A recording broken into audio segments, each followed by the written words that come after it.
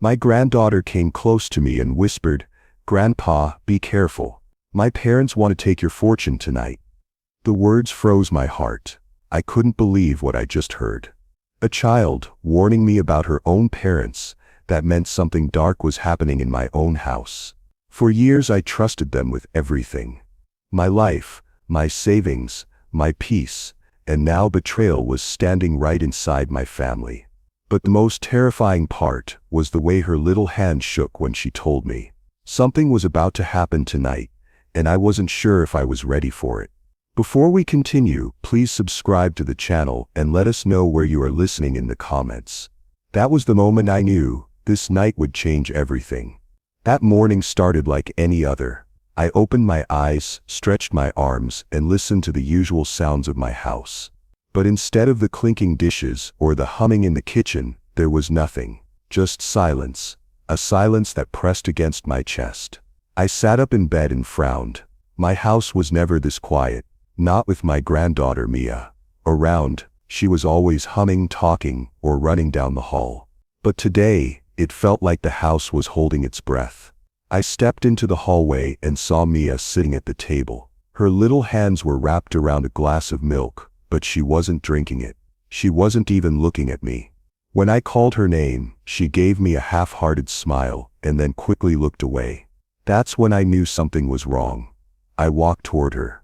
"Good morning, sweetheart," I said softly. "Morning, Grandpa," she whispered back, her voice so low I could barely hear it. I tried to make small talk, asking about her drawings, her plans, or if she wanted to go to the park later. But she didn't answer the way she usually did. Her replies were short, clipped, almost like she was scared to say too much. That's not how Mia ever was with me. She was my little sunshine, always open, always cheerful. I pulled out my phone and called my daughter Leela. She picked up after a few rings. "Dad, I'm a little busy," she said quickly, her voice rushed and distracted. "Can we talk later?" I paused. "Busy with what?" "It's early. I'll explain later." "Don't worry, everything's fine," she added, almost too fast, before cutting the call. I lowered the phone slowly. My gut told me nothing was fine. I turned back to Mia. Her eyes darted around like she was making sure no one else was listening. Then she leaned closer to me. "Grandpa," she whispered, her lips trembling. "Be careful. My parents, they're planning something." The words hit me like ice water down my back. "What are you talking about?" I asked, trying to keep my voice calm, but inside my heart was racing. She shook her head quickly, like she was afraid of saying more. "I can't tell you everything. But please don't trust them tonight." Her little hand slipped into mine, and I felt it. The tremble. Her fear wasn't just in her words, it was in her touch. I sat there staring at her, trying to process.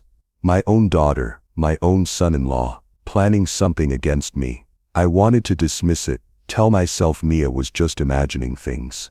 But deep inside, I knew better. For weeks, maybe months, I had felt something was off. Whispers behind closed doors. Quick changes of topic when I entered a room. Nervous glances exchanged between Leela and Thomas. I pushed it aside before, because who wants to believe their own family could turn against them? But now, my granddaughter's warning made it real. I squeezed Mia's hand. "Thank you for telling me, sweetheart," I said. My voice cracked, but I tried to sound steady. "I'll be careful." She looked up at me, her eyes wide with worry. "Promise me, Grandpa." I nodded, even though I wasn't sure what I was promising. How could I protect myself from something I didn't fully understand yet? I sat back in my chair and felt a weight settle on my chest. The air in the house felt heavier, darker. My instincts screamed at me to prepare, to act, to guard everything I had built in my life. But another part of me, the part that still loved Leela as my daughter, hesitated. Could it really be true? Could they actually be plotting against me? The morning sun streamed through the window, but it didn't bring me comfort. It only reminded me how fast the day was moving, and how close the night was coming. And as I looked at Mia's trembling hand in mine, one thought grew louder and louder in my mind. Tonight, something dangerous was going to happen. After Mia's trembling warning that morning, I couldn't look at my house the same way. Every sound, every glance, every word now felt heavy with hidden meaning. I tried to act normal, but my eyes kept following Leila and Thomas. That day their behavior was impossible to ignore. Leila's phone kept buzzing. She stepped out of the room again and again, speaking in low whispers. Whenever I walked past her, she hung up quickly, or pretended she was just checking messages. I knew my daughter. She was never this secretive before. Thomas wasn't much better. He lingered around the study, pacing back and forth, his voice hushed during his calls. At dinner he hardly looked me in the eye. Instead he scrolled through his phone, typing furiously, then locking it the second I leaned closer. The house that once felt like a home was starting to feel like enemy territory. Later that afternoon, Mia quietly sat beside me while pretending to color in her notebook. Her little voice slipped out without looking up. "Grandpa, they talk about money a lot when you're not around." My chest tightened. "What kind of things?" I asked. She shrugged, her hands moving nervously across the paper. Something about accounts, something about changing things. I placed a hand on her shoulder and whispered, "Don't worry, you just keep being careful, leave the rest to me." But the truth was, I didn't know how to leave the rest to me. I felt cornered. So I called Harold. Harold had been my friend and advisor for decades. A man I trusted more than anyone else. He answered quickly, his calm voice a relief in my storm. I told him about the silence, the phone calls, Mia's warning. He didn't sound surprised. "Victor," he said, "don't confront them yet. Watch, listen. Keep track of everything. If they're planning something, we'll need proof." Proof, that word hit me hard. Proof that my own daughter and her husband were plotting against me. Still, Harold was right. If I acted without evidence, I'd look paranoid. And if they were bold enough to betray me, I needed to be smarter. So I started paying closer attention. I noted every strange purchase that showed up on the accounts. A new charge here, a transfer there. Things that didn't make sense. I checked where my important documents were stored. Some were shifted, others handled carelessly, like someone had gone through them when I wasn't looking. The more I saw, the more a sick feeling twisted in my stomach. Even in small conversations, the tension bled through. I asked Leila harmless questions about the groceries, about Mia's schoolwork. She barely answered. Her words were sharp, her tone rushed. My daughter, who once laughed with me over every little thing, now treated me like I was in the way. "Dad, not now. I'm busy," she snapped once when I asked her about a simple bill. Busy, always busy. Busy with what? Every interaction left me colder, more certain. Something was moving beneath the surface, and I wasn't supposed to see it. But I did. And then came the moment that froze me in place. I was walking down the hallway when I saw Thomas near the study door. He thought he was alone. I stopped quietly and watched. He leaned down, unlocked a drawer, and slipped something small into his pocket. When he turned, the glint of metal caught my eye. A key, but not just any key. It wasn't his. It wasn't supposed to be in his possession at all. That key belonged to me. He glanced around quickly, shoved his hand deeper into his pocket, and walked away like nothing had happened. I stood there, hidden in the shadows, my hands clenched tight. My heart pounded against my ribs. That single key told me everything. This wasn't imagination. This wasn't paranoia. They weren't just whispering or plotting. They were already making moves. And if they had the key, then whatever they were planning was closer than I thought. After seeing Thomas pocket that key, I knew something was coming. And Mia's trembling words echoed louder in my mind. "Grandpa, be careful, tonight." It was no longer just suspicion. The danger had a time frame. Tonight. I picked up the phone and called Harold right away. My voice was low, almost a whisper, though I was alone in the study. "Harold, they're moving." I saw Thomas with a key. He took it from my drawer. Silence hung for a moment on the line. Then Harold said firmly, "Victor, you can't leave this to chance. If tonight is the night, we prepare tonight." So that's what we did. He came over within the hour, briefcase in hand. We sat together at the desk, spreading out my financial documents, account statements, and the deeds. I never realized how much of my life was locked in pieces of paper until that moment. "Keep duplicates safe," Harold advised. Move originals where they can't reach them. We worked quietly, listening for footsteps in the hallway. I shifted certain documents into a locked box Harold brought. We checked the safe. He helped me reset codes. But deep down, a pit formed in my stomach. Why was I doing all this in my own home? Why was I preparing as if I were the intruder? That thought burned me. This was my family. My blood. My daughter. I leaned back in my chair, rubbing my face. How did we get here, Harold? Leela was once my little girl, now she plots against me. Harold didn't answer. Maybe there was nothing to say. Then Mia slipped quietly into the room. She looked at us with big eyes, her voice tiny. Grandpa, I can help. I frowned. Mia, this isn't your burden. But she shook her head. I know where they go, I hear when they whisper. We can make little traps. So you'll know if they're sneaking. Her words pierced me. A child shouldn't have to think like that. But her courage gave me strength. Together we set up small alerts, a thread tied to a drawer, a glass placed carefully by the safe, balanced so it would crash if moved. Mia even sprinkled flour near the study door, whispering, "We'll see their footprints." I hugged her, my heart heavy. You're braver than they'll ever be. But even as we prepared, my mind drifted back to old scars. Years ago I had faced betrayal from a business partner. He nearly ruined me, and I swore I'd never let anyone that close again. Yet here I was, this betrayal cut deeper, because it was family.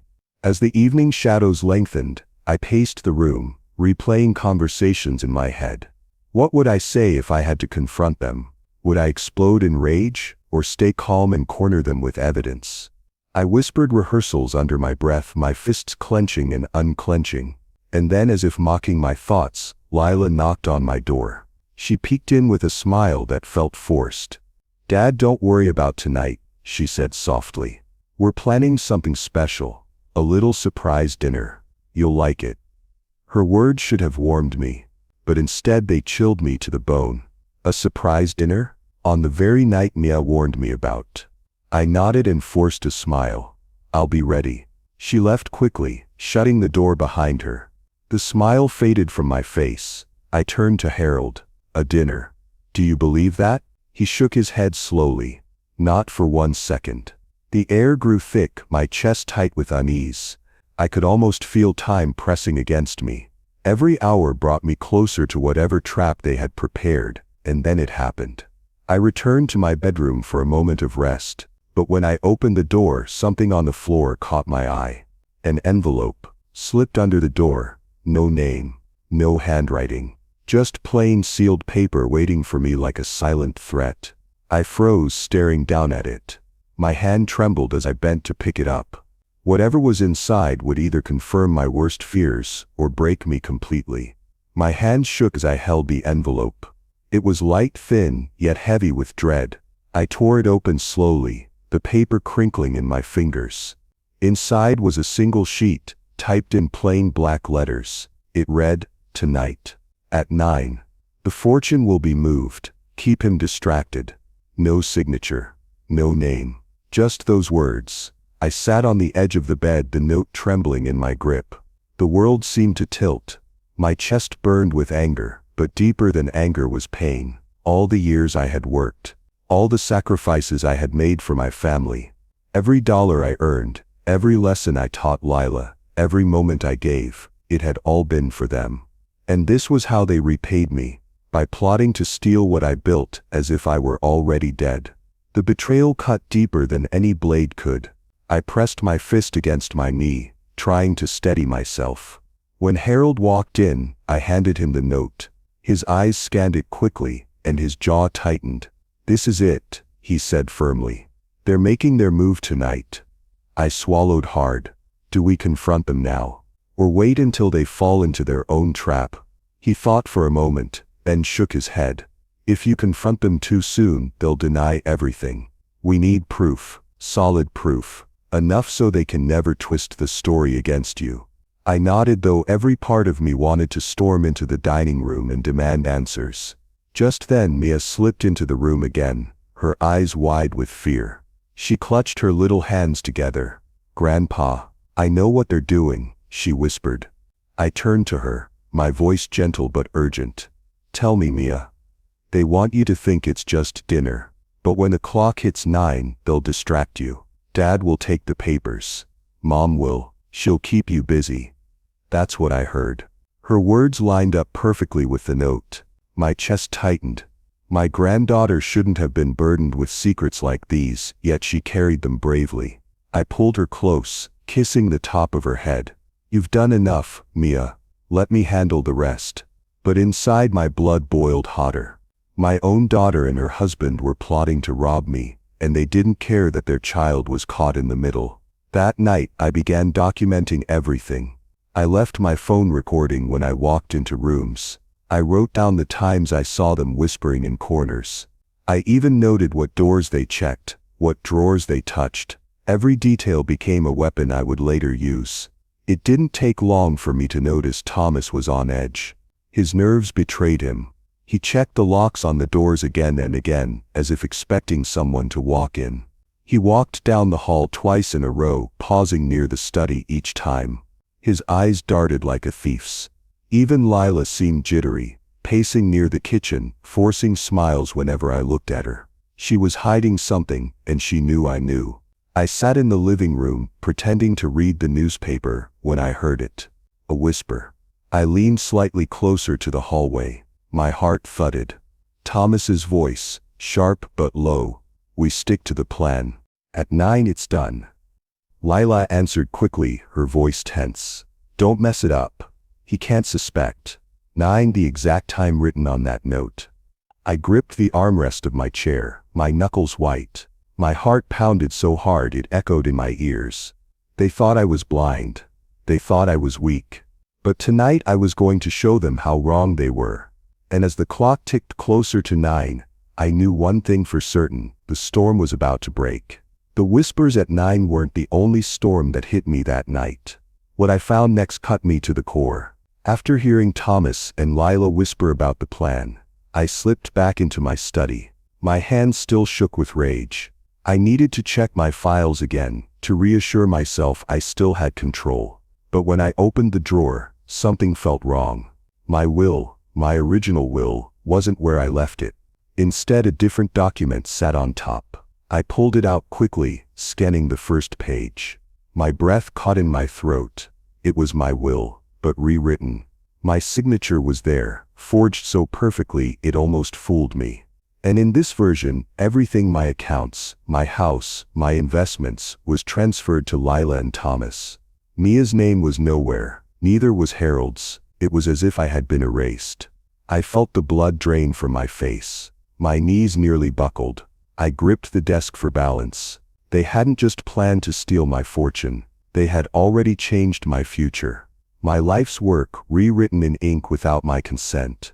I sat heavily in the chair, the paper trembling in my hands. God, my own daughter. Harold walked in just then, and when he saw the document, his face darkened. He snatched it from me, his eyes scanning fast. This is worse than I thought, he muttered. They're not just planning, they've acted. This is fraud, Victor. If you confront them now, they'll panic. They might even get violent. I buried my face in my hands. Anger burned in my chest, so hot it made me dizzy. I wanted to march straight into the dining room, slam the forged will onto the table, and scream in Lila's face, "How dare you?" But Harold's warning echoed in my head. He was right. A rash move could make things spiral. I looked up at him, my voice shaking. So what do I do? Sit here and let them destroy me? Before Harold could answer, a soft knock came at the door. Mia slipped inside, clutching a small notebook to her chest. Her eyes darted nervously, but then she whispered, "Grandpa, I've been writing things down. Everything they say, everything they do." She opened the notebook and handed it to me. Inside were messy, childish notes, times, phrases, things she overheard. Dad said, "At 9 distract him." Mom said, "I'll sign the papers later." They talked about bank accounts, passwords, changing names. My throat tightened. My granddaughter had been my secret soldier. Quietly, without me knowing, she had been gathering proof. Tears stung my eyes as I hugged her. Mia, you've done more than I could ever ask. She looked up at me, frightened. Grandpa, are they going to take you away? Her words sent a chill down my spine. Remove me, replace me, push me out of my own home. I held her close. Not if I can help it. When she left the room, Harold leaned closer. She's given us enough to start building a case. We'll copy everything, record everything. Legally, we'll corner them. But tonight you need to be careful. They might try to move faster than we expect. I nodded slowly, my jaw tight. A plan was forming in my mind. If they wanted to play this game, I would play smarter. I'd use the law, I'd use their own greed, and I would win. But as I tucked Mia's notebook safely away, a horrible realization hit me. If they had already forged my will, if they had already tampered with accounts, then what was stopping them from trying something even worse? I stepped into the hallway quietly, just as Thomas came around the corner. He didn't see me, but I heard his voice low and sharp. We get him out of the house tonight. No mistakes. My blood ran cold. They weren't just after my money anymore. They wanted me gone, and as the clock ticked closer to 9, I knew I was running out of time. After what I found in the study, there was no more time to hesitate. I felt the edges of panic, but I pushed it down. Panic would ruin everything. I needed calm and a plan. I called Harold and told him to come over. He arrived within an hour, briefcase in hand, eyes sharp. We worked fast and quiet. No loud noises.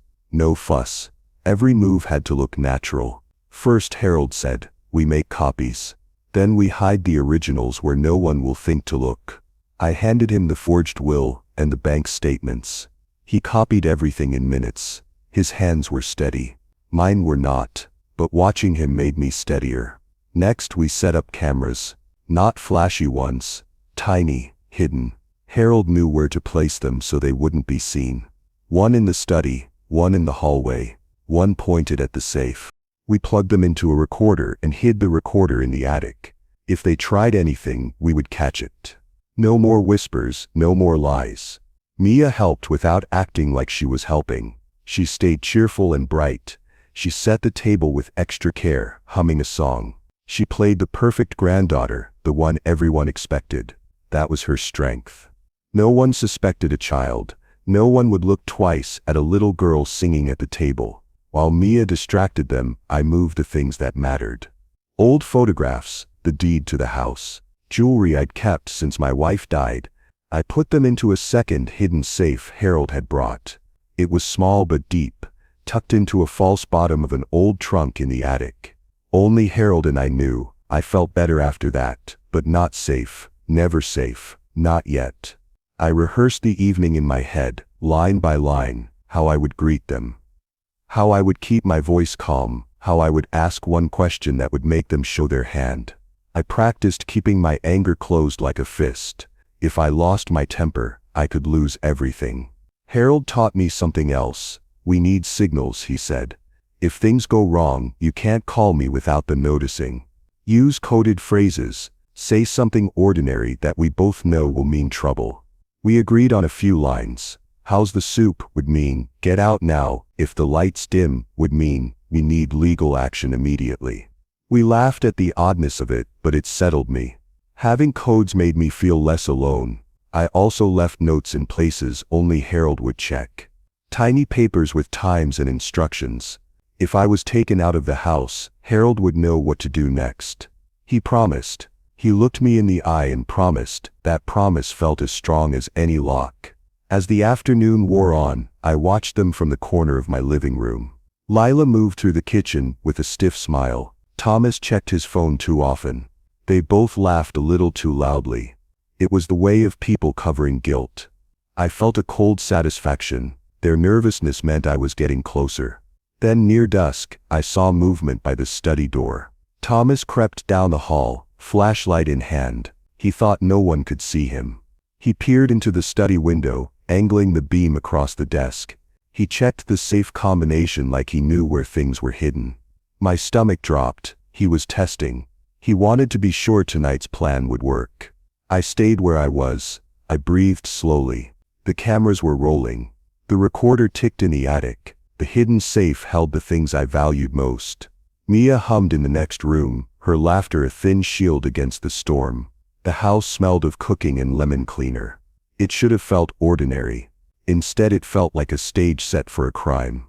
Every shadow looked like a threat. Every sound made me jump. Harold came to me quietly and touched my arm.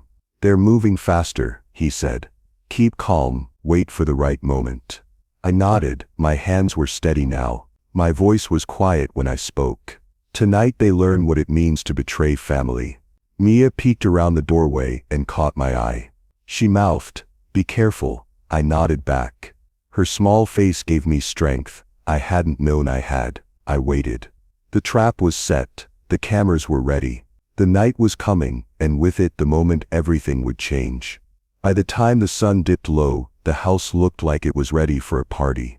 Lila moved around the dining room with fake energy, setting candles, polishing glasses, adjusting plates that were already straight. Her smile was wide, but it wasn't real. I knew that smile, it was the kind she wore when she was lying. "This is for you, Dad," she said sweetly. "A celebration dinner, you deserve it." I forced a smile back. "That's kind of you." But inside I knew. This wasn't about me. It wasn't a celebration. It was a setup. Thomas came in carrying wine bottles. His face looked calm, but his eyes betrayed him.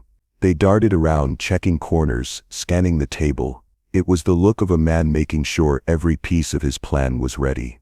I sat at the head of the table, as if I were honored, but in truth I was watching. Every move. Every glance. I had to pretend though, pretend to laugh. Pretend to drink. Pretend to trust. Pretending felt heavier than steel. Mia came into the room carrying a basket of bread. She placed it on the table, then leaned close to me. Her lips barely moved. "Grandpa, they're talking again, about 9.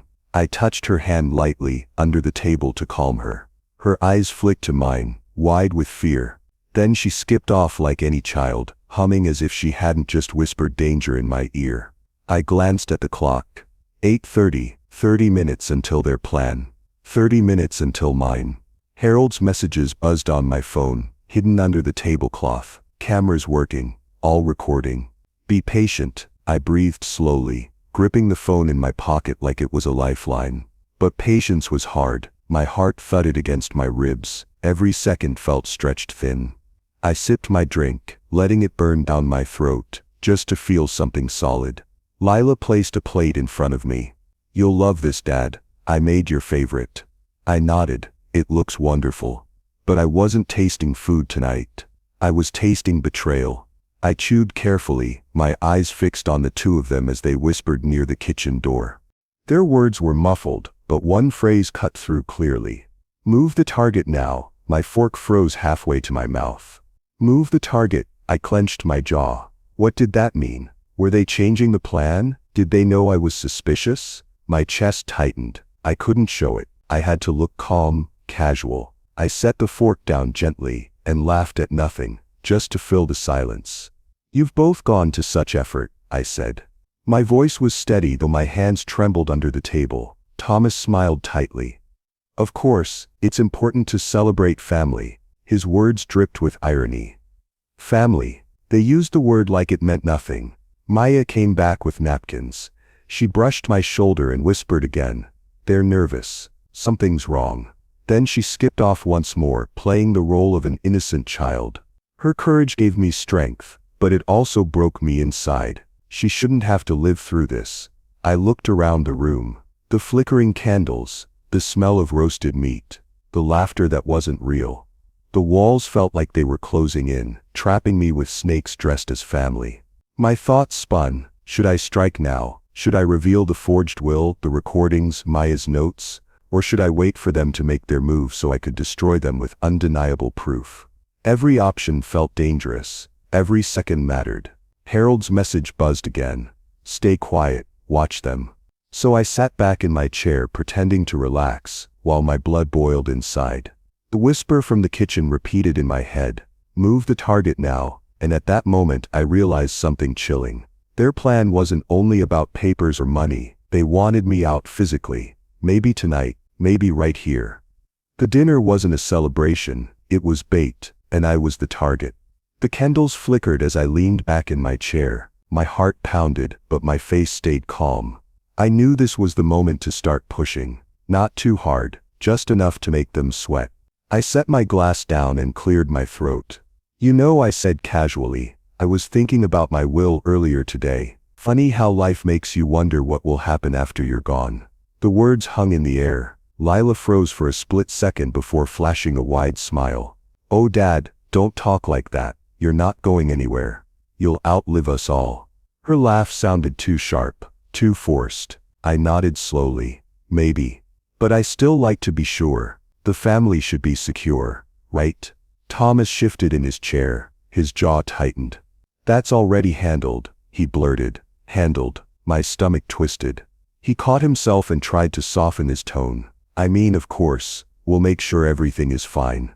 I raised an eyebrow. "Interesting, because I don't remember signing anything new." Lila jumped in quickly. "Oh, Dad, you must be mistaken. You probably forgot. You've had so much on your mind." Forgot. That word stung. They wanted me to believe I was old, weak, confused. I kept my smile fixed, but inside I burned.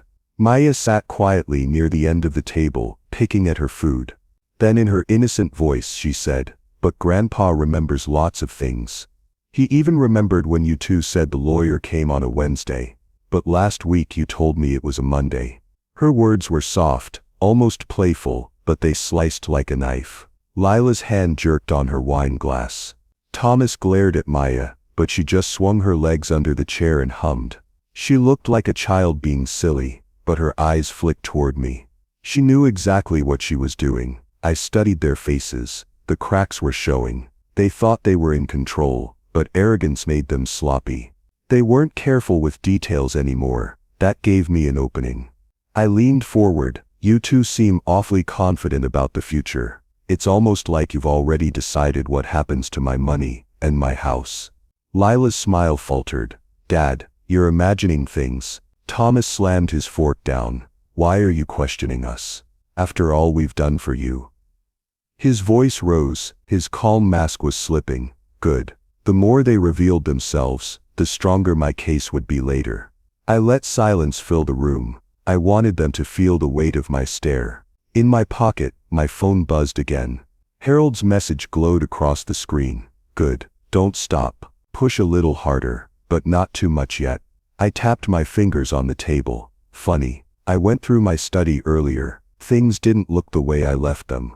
Thomas froze. Lila's eyes widened just a little before she caught herself. Their fear was like fuel. "Dad," Lila said quickly, "maybe the maid moved some things, don't you think?" I chuckled. "The maid doesn't use a flashlight." Her lips pressed together. Thomas shifted in his chair, restless, his leg bouncing under the table.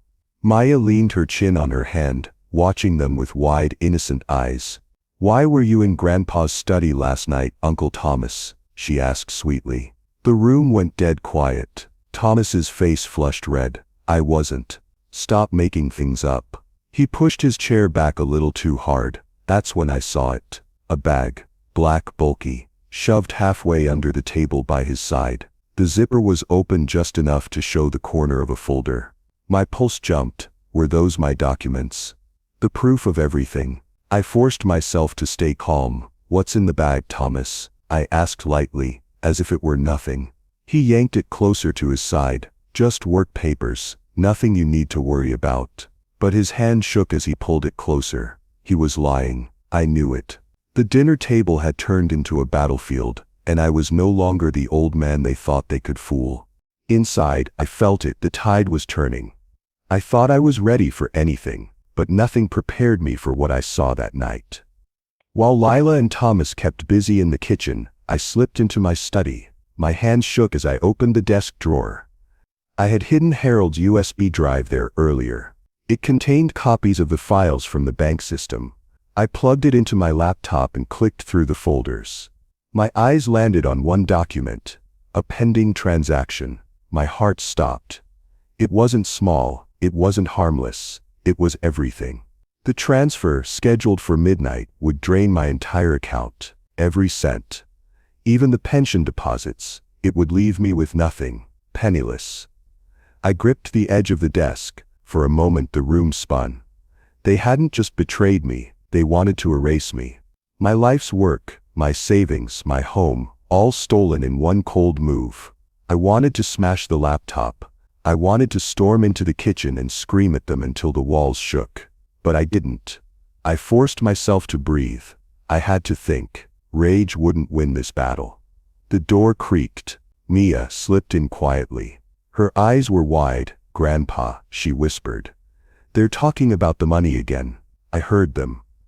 I turned the screen so she could see. Her small face twisted in shock. "They're taking everything." I nodded. She pressed her lips together, then held up her phone. I took pictures. When they were whispering about the lawyer. "Look." She swiped through photos. Lila and Thomas leaning close, papers in their hands, money figures circled in red. Proof. Real proof. I hugged her tightly. "You're braver than anyone I know, Mia," she whispered back. "Don't let them win." I sent the files and photos straight to Harold. Within minutes my phone buzzed. "Victor, this is big. You need to act tonight. If they hit that button at midnight, it's gone forever." I rubbed my temples. "How long do we have?" 3 hours, maybe less if they speed it up. You must keep them distracted while I alert the bank. Don't let them suspect." I swallowed hard. Distract them. Pretend. Smile at the people planning to rob me blind. I walked back into the dining room. The smell of roasted chicken still hung in the air, but suddenly it felt sickening. Lila sat at the table, scrolling her phone, sipping wine. Thomas whispered something to her. They stopped talking when I entered. "Everything all right, Dad?" Lila asked with fake concern. I smiled. "Just checking an old bill. Nothing important." She nodded slowly, her eyes sharp, like she didn't quite believe me. As I sat down, I noticed something strange. On the counter lay a folder. I recognized the handwriting. It was Tessa's, my late wife's niece. She had always been close to Lila, whispering poison, feeding her ambition. Tessa wasn't here tonight, but her influence was notes in the margins, reminders about timelines and pressure. Even from a distance she was helping them steal from me. I clenched my teeth but stayed calm. Outwardly I joked about the wine. Inwardly I planned every move. Thomas's voice broke through my thoughts. "So Dad, any plans for tomorrow, or are you taking it easy?" His tone was casual, but his hand slid the black bag closer to his feet. The one I had noticed earlier. I didn't need to see inside to know it held more than papers. It was insurance. A backup plan. It hit me then. Even if Harold stopped the transaction, Thomas had another way. Another plan ready to crush me. I hid my fear behind a calm smile. "Tomorrow," I said softly. "Yes, I have plans. Very important ones." And for the first time I meant it. After the shock of the transfer, I knew I couldn't just bluff my way through this. I needed a plan with teeth. I needed the law on my side, and I needed to hit them where it hurt, their pride and their greed. I sat with Harold at my kitchen table. The house hummed with normal sounds, but everything felt fragile. Harold spread out copies of bank statements, trust papers, and the forged will Mia had found. He spoke in short, clear sentences. "We build the legal case first, then we control the scene. Evidence, timing, witness. That's how you win. Legal safeguards first." Harold called a lawyer he trusted. He emailed the bank. He told them to flag any transfers and to freeze accounts if suspicious activity appeared. He even timed calls with the lawyer so no one could link them to me. I learned how slow and steady law moves. It can't be rushed, but it is powerful when it lands. While Harold did the legal work, I planned the emotional strike. I decided I would not explode. Anger would make me blind. Calm would make them squirm. I wrote down the questions I would ask at dinner. Short questions, simple facts. When did you last meet the lawyer who arranged the account access? What documents did you change? Ask, pause, watch them lie. Mia became my quiet courier. She sat on the sofa with her crayons and slid me little folded notes. Uncle Thomas left his bag by the study.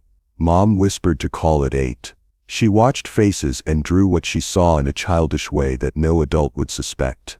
Her small notes kept me steady. They were proof in plain words. Harold and I rehearsed how I would confront them. We practiced tone. Harold said, "Don't accuse with emotion. State facts. Let them explain. Then watch them fail." He coached me to lead them into the trap. Ask one question that forces a confession. Leave no room for their stories to breathe. I also took precautions for the worst. Harold couldn't be here in the house all the time. So he called an old friend from the neighborhood watch. A man named Ray agreed to be on standby. If things turned physical, Ray would call the police.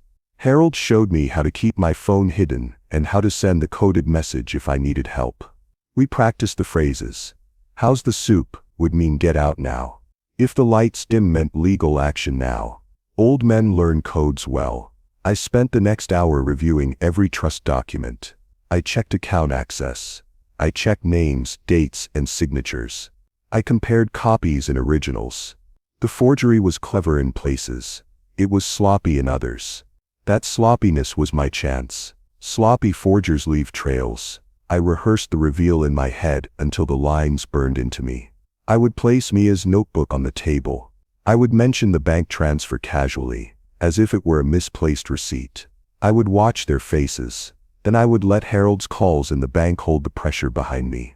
The goal was to make them panic in front of witnesses, not in private. But then the anonymous tip came. The message arrived on my old email, the one I rarely used. No sender name. The note was short. "Watch the lawyer. He's not on your side. Someone else is helping them. Check the meeting on Tuesday." The words hit me hard. Another hand in the game. Not just Leila and Thomas. Someone outside the house feeding them help. I showed Harold. He frowned. "This changes things," he said. "If a lawyer or a friend is helping them, we need to expand the net. We need more witnesses. We need the bank to act faster." My skin crawled. A lawyer on the inside could make the forgery look real. A friend with access could move money faster. I felt the walls of my house close in. The plan had to grow. My small countermeasure might not be enough. I folded the anonymous note and put it in my pocket. My hands were steady now, but my mind raced. The night was coming closer. I had legal backup. I had emotional leverage. I had a plan to humiliate them in front of the family. But now I had to watch for strangers too. Outside, a car engine rumbled in the street. I glanced through the curtain. Headlights swept past the window, and a shadow moved down the pavement. My phone buzzed with Harold's last message. "Bank called. They're watching. Be ready." I took a breath and whispered to myself, steady and small, "Tonight we end this." The stage was set. The net was wider. And somewhere out there someone else held a thread that could pull everything apart. Dinner began like a show. Everyone played their part. Leila smiled. Thomas cracked a joke. Mia asked about dessert, but underneath the room hummed with danger. I watched them all like a man, watching bad weather roll in. I kept my eyes moving. A flick of a hand. A pause too long. A laugh that didn't reach the eyes. Those small things told me more than any confession. They told me what their hearts were planning. "Pass the bread, please," I said casually, reaching across the table. My voice was steady. Inside, my pulse beat like a drum. I could feel Harold's messages in my pocket, small vibrations that kept me connected to the plan. His last text had said, "Hold steady. Cameras are rolling. Watch the bag." Mia sat between them, humming a tune she'd learned at school. She asked the little questions that only a child could ask. "Uncle Thomas, do you like my drawing? Mom, can I have some more?" Her innocence was perfect cover. She distracted them at the right time, pulling their attention to small things so I could watch their reactions. I looked at Leila. She kept glancing at the clock. Her nails tapped the table like someone counting down. I caught Thomas staring at the study door, then quickly looking away. Their nerves were raw. When people plan betrayal, they give themselves away with the smallest moves. At one point, Leila leaned forward and dropped a casual remark about getting everything sorted tomorrow. Her voice tried to be light. It landed like a stone. I smiled and asked, "Sorted how?" My tone was simple, almost bored. I wanted them to explain. I wanted the words to come out of their mouths. Thomas's fork stopped midair. He swallowed and forced a laugh. Just bills, Dad. Nothing to worry about. His eyes were wet with sweat. His mouth tasted of lies.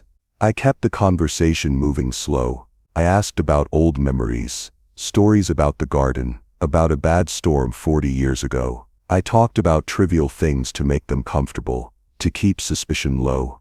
All the while, I watched where their eyes went, how their hands trembled, how the bag under the table shifted when they thought no one noticed. Harold's updates came as small taps on my screen.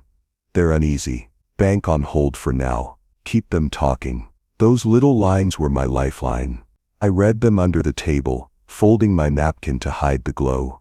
It felt like walking a tightrope with someone whispering directions in my ear. Sometimes at night, when the house is quiet, I remember the man I was, naive, trusting. I think of choices I made, trusting the wrong people with the wrong things. I realized then that trust without boundaries is a trap. I vowed in that quiet memory to protect what I had built, not out of greed, but out of duty. I owed that to the life I shared with my late wife. I owed it to Mia. The tension in the room grew when Mia excused herself to the kitchen. I watched her go, and then I noticed it, a small black dot near the bookshelf, carefully hidden between two photo frames.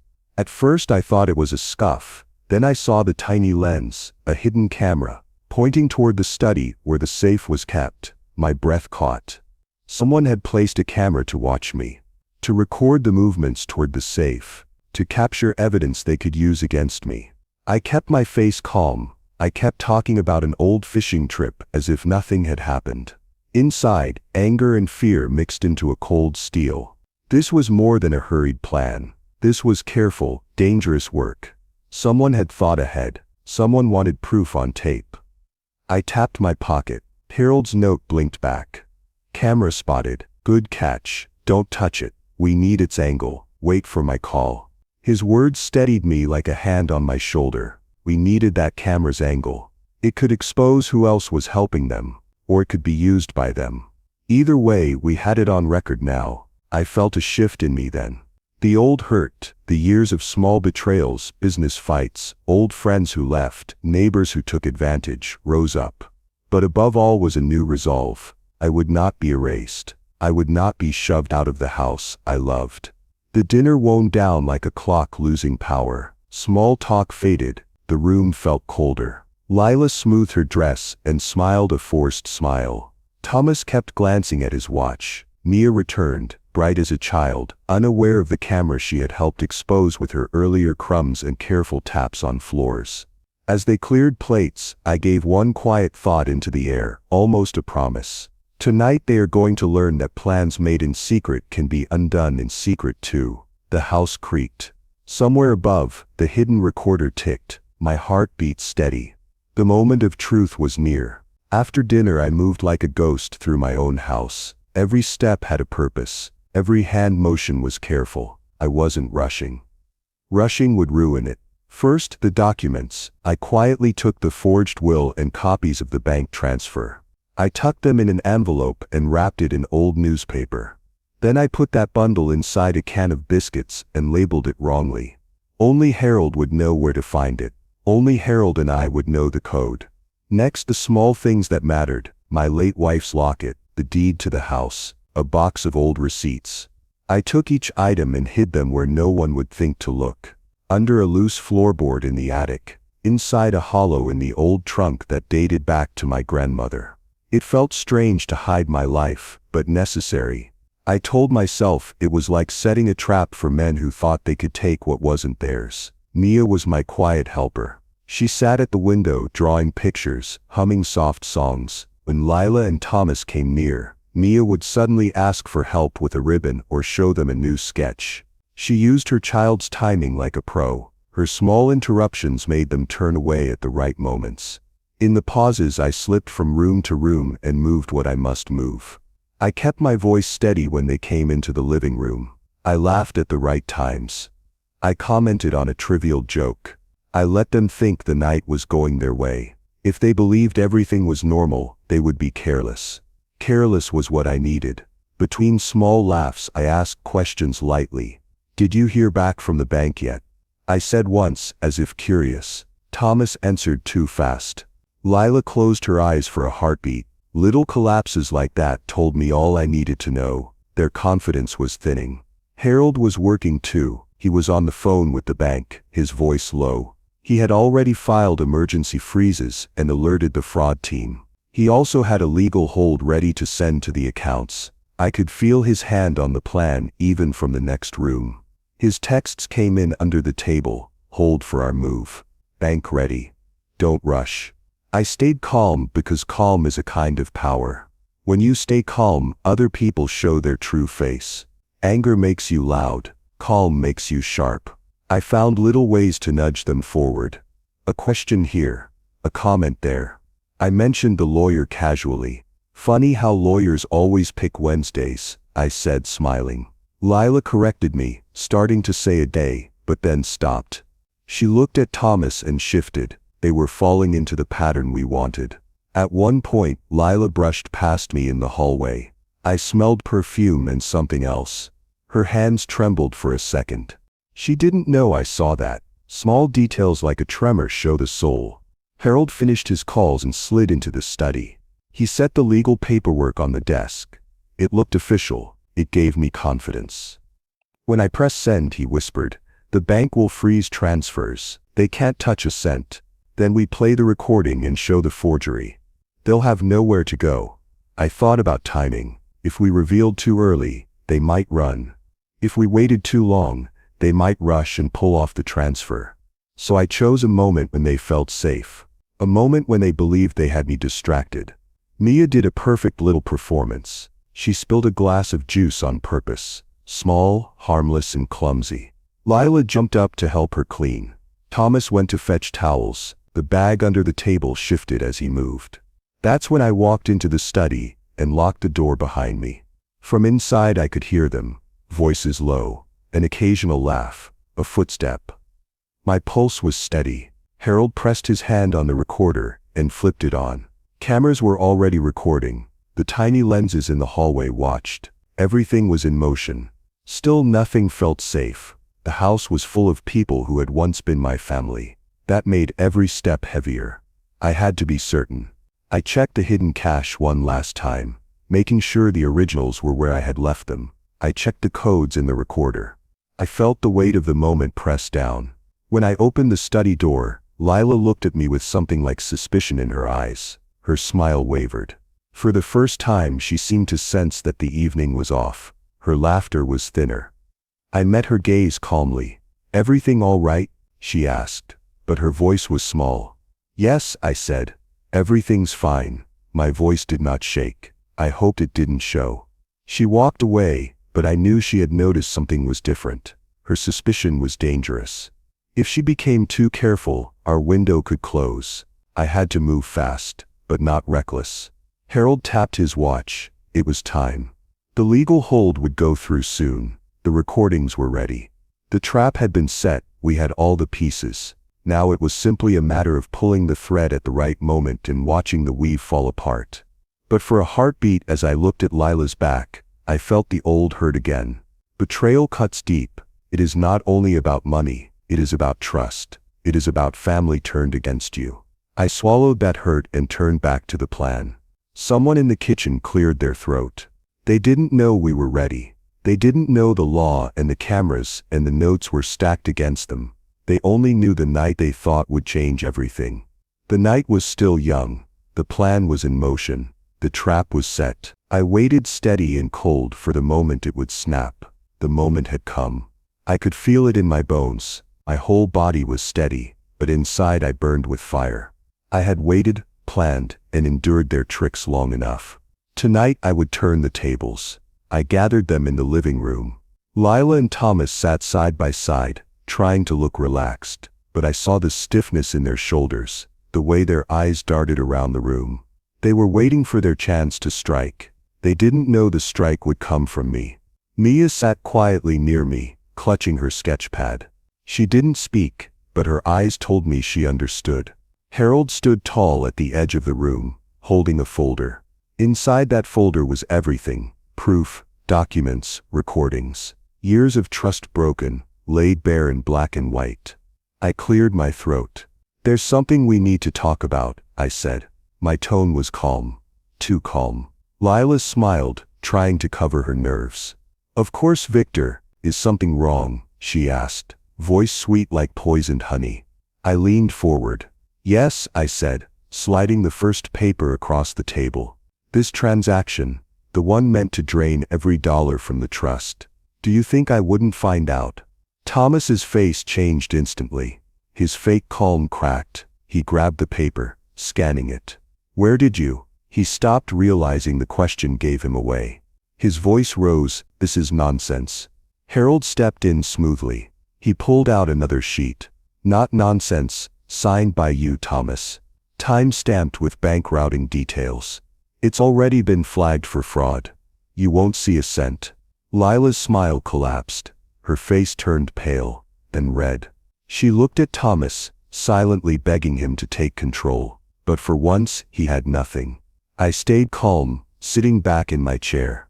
You thought I'd be blind. You thought my age made me weak. But weakness is trusting the wrong people, and I don't make that mistake twice. Thomas slammed his hand on the table. This is still my family. I deserve something. His voice cracked with anger. He was desperate now. The mask was gone. You deserve nothing, I said sharply. My voice cut through the room like a blade. You tried to steal. You lied. You plotted behind my back. Family doesn't do that. Thieves do. Mia's eyes widened. She had never seen me like this. Her small voice whispered, Grandpa, you sound so strong. She sounded proud. That gave me more strength than anything else. Harold placed the final blow on the table. Photos, screenshots, copies of conversations. Proof from every angle. It's all here, he said. There's no way out. The accounts are locked. The court will see everything if you try again. Lila covered her face with her hands. We were just trying to secure the future, she muttered, voice shaking. Secure it by robbing me blind? I shot back. By turning my own house into a trap? By planting cameras to spy on me? Her eyes widened at that. She hadn't known I saw the lens. Her guilt was written all over her face. Thomas stood, fists clenched, breathing hard like a cornered animal. He wanted control back, but control had slipped through his fingers. He had no power now. None. I stayed seated, calm, steady. Sit down, Thomas, I said. My voice had authority, the kind that left no room for argument. Slowly, with rage burning in his eyes, he obeyed. Harold nodded at me, his voice calm. Victor, your patience is what saved this. You didn't rush. You let them show their hand. That's what gave us everything we needed. I looked at Mia, then back at the two people who had tried to destroy me. This house, this family, this legacy, it's mine to protect. And it always will be. The silence that followed was heavy. Lila and Thomas sat frozen, caught in their own trap. But then I saw it. A glance, a quick worried look they exchanged when they thought I wasn't watching. That glance told me something important. They weren't done. Not yet. Their plan had failed tonight, but they weren't the kind to give up. Somewhere in their minds, they were already plotting another way. I didn't let it show on my face. I kept my calm smile. But inside, I made a silent vow. If they try again, I'll be ready. And next time, there will be no mercy. The power had shifted. The game was mine now. The air in the living room was heavy. Silence sat between us like a wall. I leaned forward, my hands firm on the table. My voice was steady, but every word carried the weight of years of betrayal. This ends now, I said. No more lies, no more games. If you want to stay in this family, you live by my rules. Respect, honesty, transparency. Nothing less. Lila lowered her eyes. For the first time all night, she looked smaller than I remembered. Her voice cracked as she whispered, We went too far. Thomas stared at the floor. His pride was broken, but not gone. His jaw tightened as he finally muttered, Fine, we'll do things your way. His words were bitter, but they were still words of surrender. I didn't let my guard down. I'd seen how quickly they could turn. This isn't about doing things my way, I said sharply. It's about doing things the right way. If you break this again, there won't be a second chance. Mia's eyes filled with light. She leaned against me and smiled, her little hand wrapping around mine. "Grandpa," she whispered. "You fixed it. You saved everything." Her pride gave me strength I didn't know I still had. I kissed her forehead. "I didn't save everything, sweetheart," I said softly. "But I saved what matters most, our family's name, our legacy." Harold cleared his throat and held up the legal papers. "It's all secure now," he explained. "The accounts are locked under strict conditions. The trust cannot be touched without your signature, Victor. Any attempt to move money illegally will raise alarms. They won't be able to trick the system again." Relief washed through me, but it was a tired kind of relief. Betrayal takes more than money. It takes energy. It takes peace. Tonight justice was served, but the scars would stay for a long time. I looked at Lila and Thomas again. "You broke my trust," I said. "Trust is like glass. Once shattered, it can never be whole again. Maybe we can rebuild something small, but it won't ever be what it was." Lila's lips trembled. She nodded slowly, though her eyes avoided mine.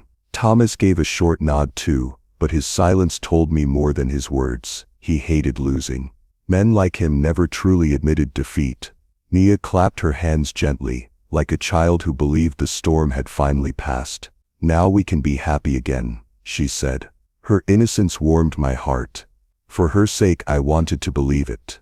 I sat back in my chair, my body finally loosening after hours of tension. The house felt different. The danger had shifted, but not disappeared. I had won the battle, yes, but I knew wars are never over when pride is still alive. Harold leaned closer. "You handled this perfectly," he whispered. "You set the terms, and they had no choice but to follow. That's real strength, Victor." I nodded, though deep down I felt the weight of it all. Strength comes at a cost. I had aged in those hours. My heart was steady, but it was tired.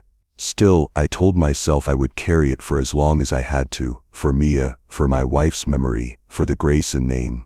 The night was quiet again. Plates had been cleared. The fire in the hearth burned low. On the surface peace had returned. But then, as I turned away, I heard it. Lila's voice. Soft, almost a whisper, but sharp enough to cut. She leaned toward Thomas and muttered, "This isn't over, we'll find another way." My body stiffened. They thought I didn't hear, but I did. And in that moment, I knew the truth. Their surrender was only temporary.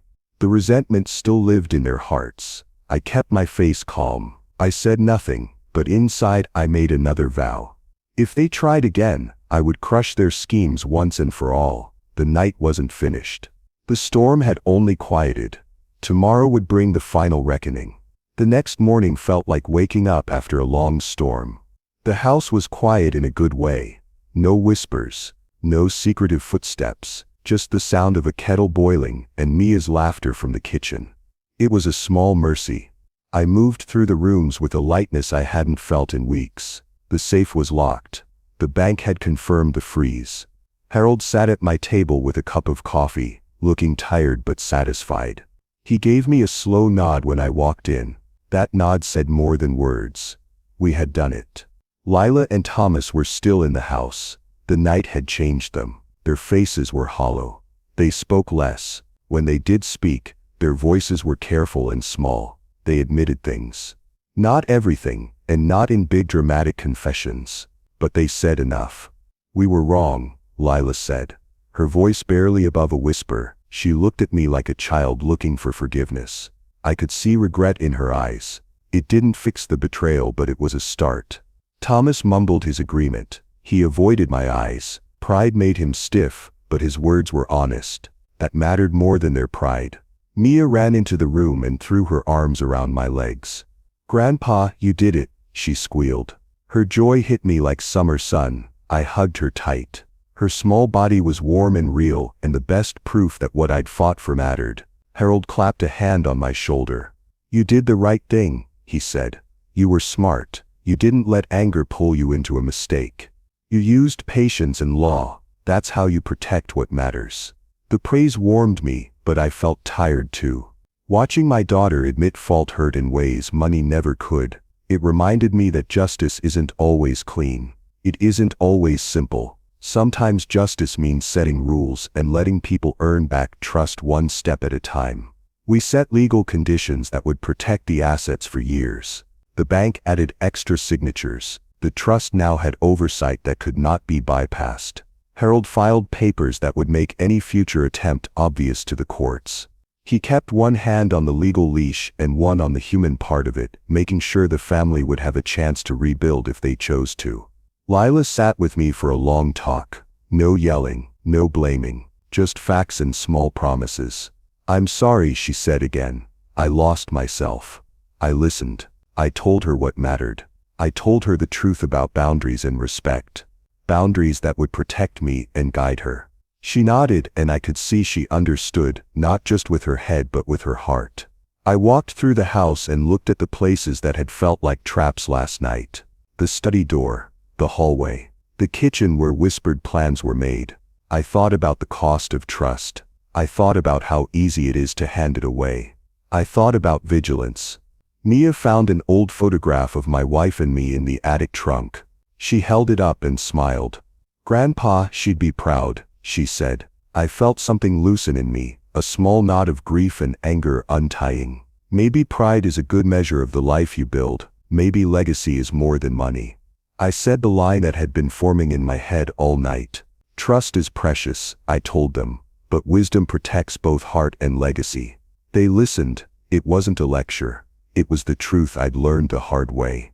They nodded. Harold smiled like a man who had seen another lesson learned. We began to rebuild slowly, small steps. Lila checked in more honestly. Thomas kept his distance and did the practical things he promised. They followed the rules we set. It wasn't perfect. It may never be the same, but the worst of the danger had passed. The household was safe for now. Mia danced in the kitchen as if the whole world were simply right again. Her laughter was a small victory that outshone any legal victory. That lightness was proof that some things were worth fighting for. Harold leaned close and said, "You handled it like a wise man, not a wounded one." I felt proud in a calm way, not loud pride. Quiet satisfaction that I had protected my life and my name without letting revenge make me less of a man. There was one last thing that kept my guard up. I heard Lila mutter something to Thomas as they left the room, just a quick sentence, low and fast. I didn't catch the words, but I caught the tone. The old resentment still flickered. They had repented, yes, but I knew the heart can hold grudges even while it apologizes. I smiled, then, a small careful smile. I had prevented tonight's betrayal. The law and the cameras had done their work. The family had taken the first steps toward healing, but I would not be naive again. I would watch. I would protect. I would teach Mia what vigilance meant. Tonight the house would sleep peacefully. Tomorrow I would check the locks and the accounts again. I would keep Harold close. I would keep the lessons alive. I stepped outside and breathed in the cool air. For now justice had its day. For now peace had a place at the table. And I kept one truth close to my chest. Trust is a gift, but wisdom is the guard that keeps that gift safe. If you like this story, please like this video, subscribe to the channel and share your impressions of this story in the comments.